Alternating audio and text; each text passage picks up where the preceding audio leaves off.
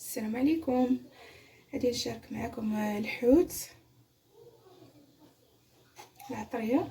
كاينه التحميره، الملحه، الكمون، الابصار، العسل الحامض. نديروه بالعطريه، انا ما كيعجبنيش بالثومه وداك الشيء. لا، هذا الحوت الابيض كنستوي بالعطريه. صراحه العسل الحامض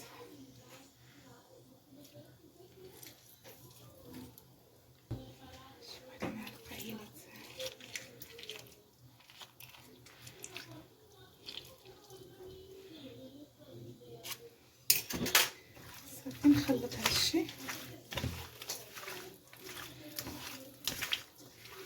صافي، ومن بعد فاش نقلي نشاركو مع خوتي.